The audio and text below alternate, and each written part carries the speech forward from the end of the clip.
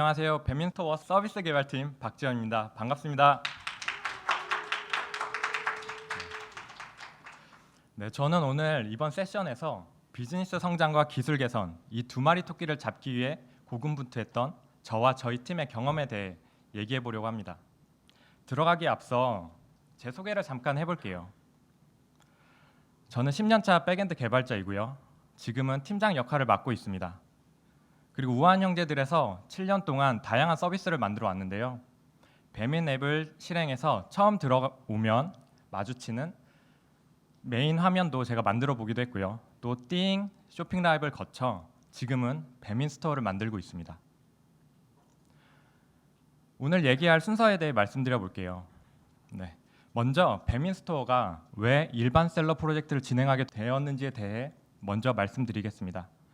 그리고 프로젝트를 진행하면서 제가 효과적이었던 전략 5가지도 좀 소개를 해볼게요.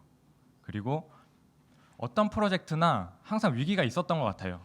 저희에게도 위기가 있었고 그 위기를 팀원들과 합심해서 정말 빠르게 해결했던 그 경험도 얘기해 보겠습니다. 그리고 마지막으로 이 프로젝트를 진행하면서 저희가 이뤄낸 성과도 말씀드릴게요. 그럼 혹시 배민 스토어를 아실까요? 네. 배민 스토어는 필요한 모든 것을 오늘 문 앞으로라는 비전으로 서비스를 만들어가고 있습니다. 유명 브랜드의 신상품부터 또 우리 동네 가게의 여러 다양한 상품들까지 모두 문 앞으로 배달해드리고 있어요. 그리고 저희가 이제 편의점, 디지털, 패션, 뷰티, 꽃 등 이렇게 다양한 상품들까지 바로 문 앞으로 배달해주고자 하는 목표로 퀵커머스라는 새로운 시장을 만들어가고 있습니다. 앱도 한번 살펴볼게요. 배민 앱을 실행해서 첫 화면에 들어오시면 이와 같은 화면을 만나실 수 있습니다. 다양한 서비스들이 있고요. 여기에서 배민 스토어는 우측 상단에 위치하고 있습니다. 배민 스토어를 눌러서 들어가 보시면 배민 스토어 홈 화면에 들어가실 수 있는데요. 여기에서는 카테고리나 셀러, 상품들을 구경하실 수 있습니다. 그리고 또 카테고리를 눌러서 들어가 보면 해당 카테고리의 다양한 가게들을 빠르게 탐색하실 수도 있어요. 여기서 가게를 또 선택하면 가게의 운영 정보라든지 상품들을 보실 수 있고요. 또 이 상품들을 장바구니에 담고 주문하실 수 있습니다. 최근에는 갤럭시나 아이폰 15도 사전 예약을 진행했었어요. 아이폰 15 같은 경우는 저희가 사전 예약 당일 00시가 되자마자 급격한 트래픽이 밀려 들어오더라고요. 이때 다행히 저희가 걱정했던 것보다는 수월하게 주문을 받을 수 있었습니다. 이렇게 다양한 상품들을 배민 스토어는 배달해드리고 있습니다. 그런데 왜 저희가 일반 셀러 프로젝트를 진행하게 되었을까요? 그 배경에 대해서 얘기를 해볼게요. 작년까지 배민 스토어는 브랜드 셀러 위주로 성장해 나가고 있었습니다. 브랜드 셀러라고 하면 본사와 지점 간의 관계로 이루어진 셀러예요. 프랜차이즈 셀러라고 보시면 됩니다. 이와 같은 셀러들이 본사가 있고 지점이 있어서 그 지점이 지역별로 다 진출해 상품을 판매하고 있습니다. 그런데 저희 목표였던 퀵커머스 경험을 일상화한다는 목표에는 조금 아쉬웠었어요.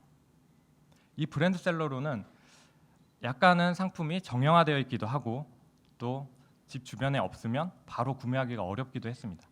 따라서 저희는 일반 셀러를 도입하고자 했어요. 일반 셀러는 우리 동네에서 만날 수 있는 소상공인 가게라고 생각하시면 됩니다. 꽃집, 반찬 가게, 그리고 과일 가게, 삼겹살이 맛있어서 자주 사러 갔던 정육점까지 이런 우리 주변의 다양한 가게들이에요. 저희는 저희가 자주 찾는 우리 동네에 있는 가게들의 상품들을 배달해드리고 싶었습니다. 이러한 사업적 배경으로 일반 셀러 프로젝트를 진행하게 되었는데요. 저희는 개발 조직이다 보니까 이 사업적 배경만 생각하면서 진행하지는 못하겠더라고요. 당시 저희 시스템은 굉장히 개선할 것이 많았고요. 또 답답한 상황이었습니다. 기술적 배경에 대해서 얘기해 볼게요. 배민 스토어는 초기에 비마트 기반 위에 빠르게 만들어졌습니다. 그렇다 보니 자기 몸에 맞지 않는 옷을 입은 것처럼 서비스가 만들어졌어요. 그리고 비마트로부터 또 독립해 나올 때에도 레거시나 기술 부채를 많이 개선하지는 못한 상황이었습니다. 세 가지로 정리해 볼 수 있을 텐데요. 첫 번째, 낮은 코드 품질. 둘째, 전시 서버의 커머스 플랫폼 직접 연동. 셋째, 느린 API 응답 속도입니다. 하나씩 얘기를 해볼게요. 당시 저희는 워낙 빠른 속도로 개발을 해나갔기 때문에 테스트 코드가 매우 부족한 상태였어요. 좀 창피하지만 코드 커버리지도 10%가 채 되지 않았습니다. 그래서 QA 리소스를 정말 많이 필요로 했습니다. 그리고 곳곳에 하드 코딩 로직도 숨어 있었어요. 만약에 어떤 셀러를 한 지면에 노출하지 않아야 된다고 하면 앱에 내려주는 응답 객체를 만드는 제일 마지막 순간에 그 셀러의 아이디를 비교해서 필터링해서 앱에 내려줬었습니다. 이렇게 하드 코딩이 많으면 저희가 정책이 변경되거나 셀러가 변경되면 그때마다 수기 대응이 필요하고 운영 배포가 필요했어요. 결국에는 개발자가 매번 리소스가 들어가야 하는 순간이 온 거죠. 그 외에도 비효율적인 로직이 정말 많았습니다. 두 번째는 전시 서버가 커머스 플랫폼을 직접 연동하고 있는 구조가 문제였습니다. 당시 전시 서버는 뒤에 있는 커머스 플랫폼의 도메인 API들을 직접 실시간으로 호출하고 있었어요. 그렇다 보니 강한 의존성을 만들게 되었고요. 이 강한 의존성은 만약 앱의 데이터가 변경되는 순간이 오면 전시 서버도 수정돼야 하고 또 뒤에 있는 커머스 플랫폼의 API들도 모두 수정이 필요했습니다. 또 이 구조는 장애에도 매우 취약한 상황이었어요. 전시 서버에 트래픽이 급격하게 발생하면 또 커머스 플랫폼까지 그 트래픽이 그대로 흘러가는 구조였습니다. 다음은 느린 응답 속도입니다. API가 매우 느렸다고 볼 수 있는데요. 예로 배민스터 홈 API를 예로 들어볼게요. 이 API는 하나의 큰 API였습니다. 앱에서 API를 호출하면 위치, 회원, 광고, 셀러, 상품 카테고리 이렇게 다양한 시스템을 호출한 뒤에 데이터를 조회해 오고 그 데이터를 기반으로 조합하고 정렬 필터링을 해서 앱에 내려줍니다. 이 모든 과정이 동기식으로 진행되고 있었어요. 그렇다 보니 응답 속도가 매우 느렸고 1초, 2초 그 이상이기도 했습니다.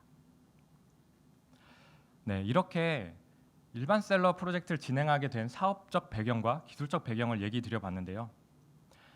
사실 일반 셀러 도입이라는 것은 저희에게 비즈니스 필수 요구사항이었고 가장 중요한 목표였습니다. 그런데 사건상 기술적으로는 시간이 부족하거나 리소스가 부족하면 하지 않을 수도 있었어요. 하지만 저희는 포기할 수 없었습니다. 왜냐하면 일반 셀러를 도입했을 때에도 만약 여전히 응답 속도가 느리고 그리고 사용성이 좋지 않다고 하면 그 고객들은 불편함을 느끼고 결국 서비스를 이탈할 것이 분명했습니다. 따라서 저희는 어렵겠지만 비즈니스 속도를 늦추지 않으면서 동시에 기술적으로도 최대한 개선하기로 도전해 보았습니다. 그러면 프로젝트를 진행하면서 제가 효과적이었던 전략 5가지를 소개해 볼게요. 첫째, 심리적 안정감. 둘째, 목표 설정과 마음가짐. 셋째, 팀 스터디. 넷째, 명확한 역할 부여하기. 다섯째, 사내 플랫폼에 올라타기입니다. 하나씩 설명해 보겠습니다. 먼저 심리적 안정감에 대해서 얘기를 해볼게요. 당시 저희 팀은 배민스토어 그리고 쇼핑라이브, 전국별미 이 3개의 팀에서 백엔드 개발자들만 모여서 배민스토어 전시 개발팀으로 만들어졌습니다. 아직 만들어진 지 3개월도 채 안 된 상태였어요. 그렇다 보니 아직 친해지지도 못했었고요. 서로 편하게 얘기하기 어려운 상황에 거리감도 있었습니다. 결국 아직 서로 간의 신뢰가 쌓이지 않은 상태였어요. 그래서 저희는 그라운드 룰을 최대한 활용하기로 했습니다. 그라운드 룰이란 팀원들이 함께 일하고 생활하면서 지켜야 할 기본 규칙이라고 보시면 됩니다. 아마 그라운드 룰이란 용어를 쓰지 않더라도 팀에서 이런 기본 규칙을 지키면서 생활하고 계실 거예요. 저희는 그라운드 룰을 팀원들과 함께 같이 만들었고 이를 지키고자 계속 노력했습니다. 그리고 그 그라운드 룰 중에 제가 좀 중요하게 생각하는 항목을 소개해 볼게요. 질문자는 모르는 것이 있다면 이해될 때까지 질문하자. 그리고 답변자는 같은 질문을 100번을 받더라도 착실히 답변해 주자라는 항목입니다. 저희가 일을 하다 보면 모르는 것이 정말 많습니다. 뭐 API가 어디에 있는지, 제가 수정해야 될 이 코드가 어느 파일에 있는지, 그리고 인프라가 설정이 어떻게 되어 있는지, 이런 것들이 모르는 것들이 정말 많은데, 그럴 때마다 동료들에게 바로바로 물어보면서 자신에게 주어진 과제와 이슈를 해결해 나가야 됩니다. 그리고 답변자는 이렇게 동료들이 질문할 때마다 착실히 답변을 해줘야 돼요. 사실 100번까지 질문을 하신 분은 없었어요. 그런데 저희가 이렇게 100번이라고 써놓은 이유는 횟수에 상관없이 착실히 답변해 주자는 것을 강조하기 위해서였습니다. 저희는 이 그라운드 룰을 계속 지키고자 노력했고, 그 결과 팀원들이 약간의 변화가 생기더라고요. 팀원들은 서로 이슈가 생겼을 때마다 바로바로 물어보면서 원인을 찾아갔습니다. 그리고 저에게도 좀 뜻깊었던 부분이 있는데요. 저에게 조금씩 더 어려운 질문을 하기 시작했습니다. 팀의 방향성이라든지 이 순간에 한계가 있는데 왜 이렇게 일을 하게 되는 걸까요? 이런 민감한 질문까지 저에게 질문을 하셨어요. 사실 저는 그런 부분에 있어서 좀 기분이 좋다고도 볼 수 있었습니다. 저희가 이러면서 결국에 팀의 분위기가 좋아졌고요. 또 서로 신뢰가 쌓이다 보니 일하는 데에도 생산성이 많이 높아졌습니다. 저희는 지금도 그라운드 룰을 계속 팀원들과 개선하면서 지키고자 노력하고 있어요. 이런 부분을 통해 심리적 안정감도 높이고 있습니다. 두 번째 전략은 목표 설정과 마음가짐입니다. 먼저 목표에 대해서 얘기를 해볼게요. 프로젝트가 복잡할수록 목표를 정확하게 공유하는 것이 중요하더라고요. 저는 3개로 정리하고 팀원분들께 공유하기 시작했습니다. 첫째, 일반 셀러 도입입니다. 일반 셀러를 도입해서 우리 동네에 다양한 상품을 배달하는 것이 가장 중요한 목표였어요. 그리고 두 번째는 전시 아키텍처를 개선해서 대규모 트래픽 처리의 기반 시스템을 구축하는 것이었습니다. 그리고 마지막 세 번째는 앱에 제공하는 API 전체를 재개발해서 앱의 사용성을 향상시키는 것이었습니다. 이 세 가지를 팀원분들께 공유하고 나니까 팀원분들이 나름 목표는 명확해서 좋아졌다 한데 이걸 진짜 우리가 할 수 있을까? 라는 표정을 지으시더라고요. 사실 약간은 예상을 했던 부분입니다. 그래서 바로 준비했던 3가지 마음가짐을 바로 공유하기 시작했습니다. 처음 말씀드린 내용은 지금 이 순간은 우리 팀의 첫 번째 도전이라는 것이었어요. F1 경기 시작선에 있다고 생각을 했습니다. 저희가 어딘가 부딪히더라도 달려봐야 한다고요. 그리고 달리다가 문제가 생기더라도 옆에 동료가 그리고 제가 그 밖에 많은 사람들이 도와줄 수 있을 거라고 얘기를 했습니다. 그리고 두 번째는 즐기자는 내용을 얘기했어요. 이 순간이 저희가 받아들이기 어렵고 부담도 많이 됐었는데요. 하지만 어느 누군가에게는 이런 순간도 경험하고 싶어도 하지 못하는 상황이었습니다. 저도 예전에 그랬고요. 전체적인 아키텍처를 개선하고 싶을 때 그러지 못했던 경험도 많았습니다. 새로운 기술을 도입하고 싶어도 하지 못했었어요. 그런데 이번에는 최대로 그 안에서 경험하면서 즐겨보기로 했습니다. 세 번째는 항상 방법은 있다는 것이었습니다. 저희가 일을 하다 보면 실패할 때도 있고요. 생각했던 대로 그대로 진행되지만 않더라고요. 그렇다고 하더라도 그 상황을 받아들이고 어떻게든 또 하다 보면 그 일이 어느새 잘 풀리는 것도 경험했었습니다. 이렇게 목표와 마음가짐을 공유하고 팀원들과 많은 얘기를 나누면서 프로젝트를 준비했습니다. 세 번째는 팀 스터디입니다. 저희가 본격적인 개발에 앞서서 기술 검토도 진행했는데요. 저희 팀분들은 기술에도 굉장히 관심이 많았어요. 그리고 성장에도 진심이다 보니까 이 기술 검토 시간을 정말 잘 활용하시더라고요. 기술 검토 시간이 끝나고 나서 결과를 보니까 저희는 기존 기술에 대한 기술력의 향상이 필요했습니다. 그리고 새로운 기술도 도입해서 적재적소에 잘 활용해야 했어요. 그런데 이 순간에 팀장으로서 저는 더 걱정이 되었습니다. 일반 셀러 기능을 만들어 나가는 것에는 전혀 걱정이 없었어요. 저희 팀원들이 잘해낼 거라고 생각했는데 저희가 경험하지 못했던 새로운 기술을 도입해서 이 일정 안에 빠르게 진행하는 것은 약간 걱정이 되었습니다. 걱정만 된다고 걱정이 계속 된다고 해서 일을 안 할 수 없잖아요. 결국에 저희는 할 거면 제대로 해보자라는 생각에 팀 스터디를 본격적으로 시작했습니다. 팀 스터디를 하면서 팀원들과 규칙을 정해봤어요. 매주 화요일 오전 1시간 동안 진행한다. 사실 스터디는 업무 시간 외에 하는 것이 원칙이었습니다. 그런데 이 스터디를 하지 않으면 저희는 이 프로젝트를 오픈하지 못할 것 같았어요. 그래서 일이라고 생각하고 스터디를 정말 집중해서 진행하기로 했습니다. 업무 시간이다 보니 업무와 무조건 관련된 주제로 해야 한다를 강조했고요. 또 일과 같이 정말 치열하게 진행할 것을 당부드렸습니다. 그리고 추후에 새롭게 합류하는 분들이 계실 것이기 때문에 온보딩에 사용할 수 있도록 기록을 최대한 많이 남겨달라고 요청드렸어요. 다음은 저희 팀원들이 남겨준 위키입니다. 12월에는 웹플럭스 스터디를 진행했고요. 1월에는 코틀린을 시작했습니다. 그 이후에 프로젝트를 오픈하기까지 4월 말이었는데 그때까지는 프로젝트를 진행하면서 이슈를 마주칠 때나 어려운 기술에 대한 논의가 필요할 때 Q&A 시간으로 활용했습니다. 저희는 이 스터디를 통해서 짧은 시간 동안 그 기술력을 쌓았고 많은 기술에 대해서 지식과 경험을 쌓게 되었습니다. 이를 바탕으로 프로젝트를 진행하면서 많은 부분의 기술을 사용했고 또 개선도 많이 할 수 있었습니다. 그리고 스터디를 진행하면서 어떤 분은 한편으로 보면 교수님이 된 것만 같았어요. 어떤 경우가 있었냐면 자신이 강점이 있는 기술에 대해서는 미리 공부해 오고 과제를 만들기도 하고 예제를 동료들에게 알려주면서 숙제를 내주기도 했습니다. 그리고 자신이 부족한 부분은 또 동료에게 도움을 받아서 계속 서로 공부해 나갔어요. 그러자 저희 팀의 기술력이 상향 평준화되는 것도 볼 수 있었습니다.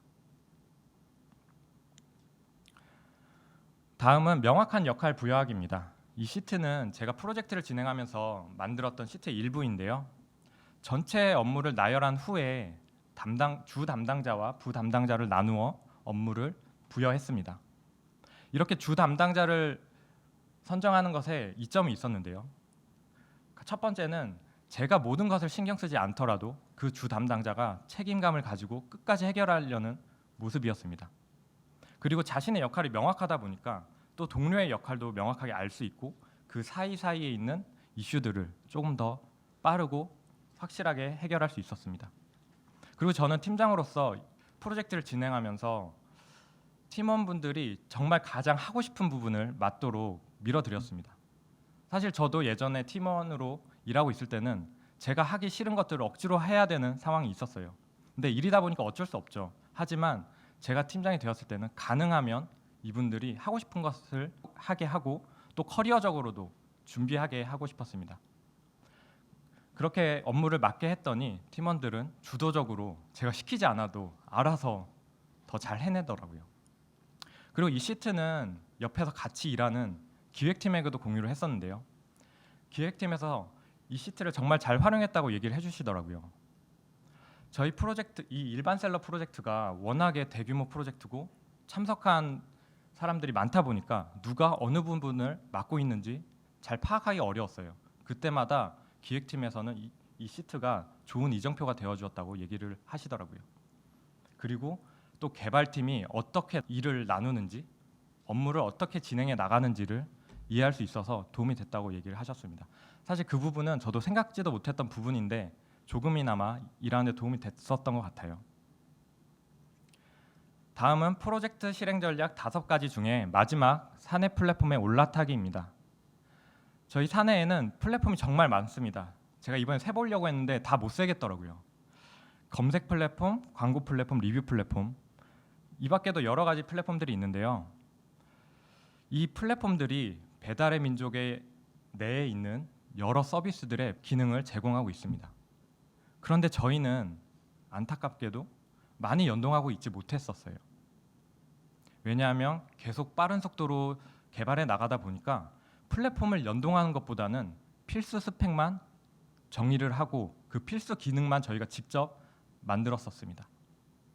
하지만 이번에는 저희가 전체 시스템을 개선하기로 했다 보니 최대한 플랫폼을 연동하기로 했었고 결국 최종적으로 15개 이상의 플랫폼을 연동할 수 있었습니다. 네, 이 과정에서 제가 중점을 둔 부분이 있는데요. 그 부분은 커뮤니케이션과 일정 조율입니다. 하나씩 얘기해 볼게요. 저는 사내 플랫폼을 연동하면서 저희 배민스토어를 각 플랫폼이 이해하는 것이 가장 중요하다고 생각했습니다. 그래서 최대한 이해시키려고 노력했어요. 그리고 우리에게 필요한 기능을 정말 자세히 공유하기 시작했습니다. 이미 사내 플랫폼들은 다양한 서비스들과 연동하고 있었고 내부적으로 구조와 설계가 정리가 되어 있는 상태였습니다.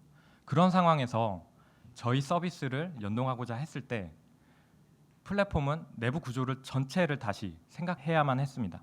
그렇기 때문에 저희 배민스토어를 최대한 이해시키고 저희가 어떤 기능이 필요한지 얘기를 잘 해본다면 그 내부 구조에 저희 서비스를 잘 녹일 수 있을 거라고 생각했습니다. 그리고 저 또한 플랫폼들의 로드맵과 방향성을 최대한 이해하고자 노력했어요. 저희는 워낙 빠르게 개발해 나가다 보니 기능이 계속 많이 필요했습니다. 그런 상황에서 저희가 원하는 기능만 저희 일정에 맞춰달라고 일방적으로 얘기할 수는 없겠더라고요. 따라서 플랫폼들의 방향성을 계속 주시하면서 로드맵을 파악하고 그 중간중간 연동할 수 있는 시점에 저희가 계속 연동해 나갔습니다. 그렇게 저희가 플랫폼을 많이 연동할 수 있었다고 생각합니다. 네, 이렇게 전략 5가지를 소개해 봤는데요. 첫 번째와 두 번째는 제가 저희 팀원들의 심리적인 부분을 케어하기 위해서 좀 진행했던 방법들이에요. 그리고 팀 스터디를 진행하면서 저희 팀의 기술력과 자신감을 높일 수 있었습니다. 명확한 역할을 부여해서 팀원들이 더욱더 주도적이고 책임감을 가질 수 있도록 그렇게 일할 수 있도록 밀어드렸고요. 그리고 사내 플랫폼을 최대한 연동해서 고객에게 다양한 기능을 풍부한 기능을 제공하고 또 저희가 직접 만들지 않아도 되다 보니 그 리소스를 저희가 집중할 곳에 사용할 수 있었습니다. 네, 그럼 저희도 위기가 있었는데요. 위기에 대한 얘기를 한번 해볼게요. 네, 그 위기는 저희가 통합 QA를 시작함과 동시에 찾아왔습니다. 통합 QA는 보통 개발이 어느 정도 진행된 이후에 서비스의 전체 흐름을 한번 확인하기 위한 단계로 보통 진행을 합니다. 이 통합 QA는 서비스의 플로우와 매우 맞닿아 있어요. 그러면 저희 배민스토어의 서비스 플로우를 한번 설명해 볼게요. 어드민에서 먼저 셀러와 상품을 등록합니다. 그리고 그 등록한 정보를 전시해서 잘 노출하고요. 고객은 그럼 상품을 장바구니에 담고 주문을 하게 되죠. 운영자는 주문을 접수받고 배달까지 요청하게 됩니다. 그리고 마지막으로 고객이 배달을 받은 이후에 리뷰까지 작성하게 되죠.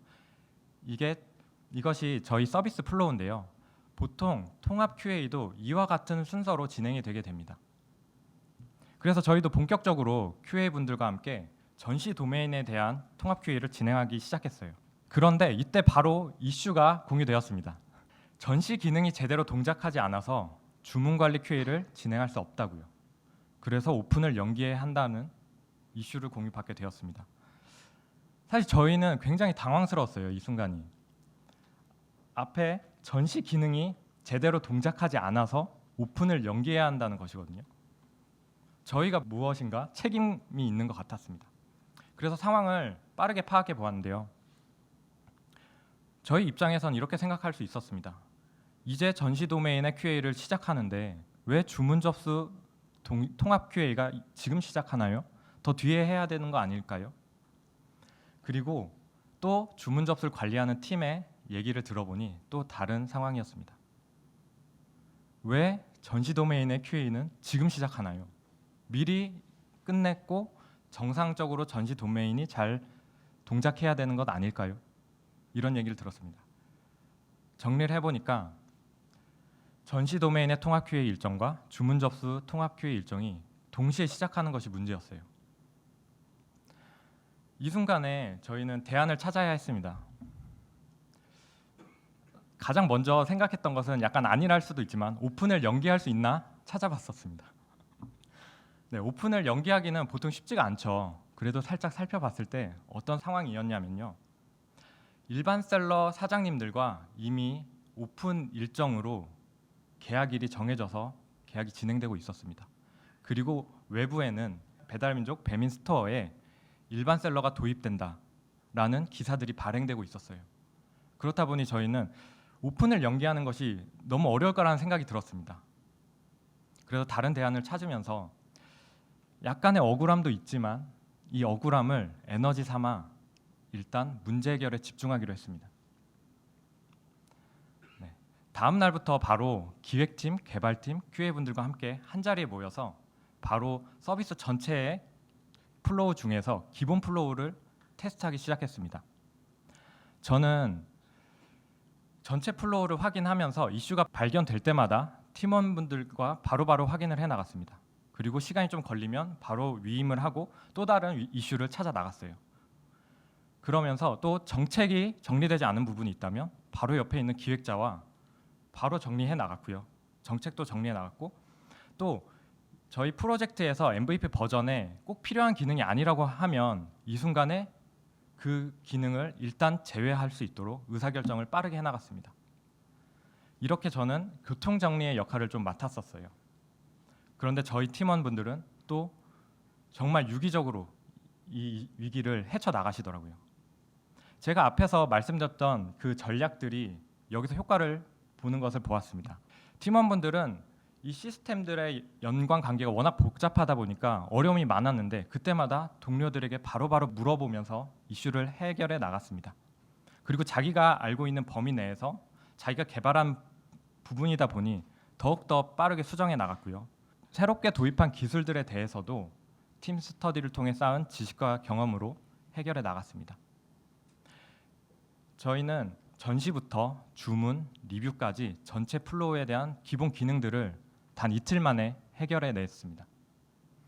이렇게 위기를 겪어 보니까 결국에 커뮤니케이션이 가장 중요하다는 생각이 들더라고요.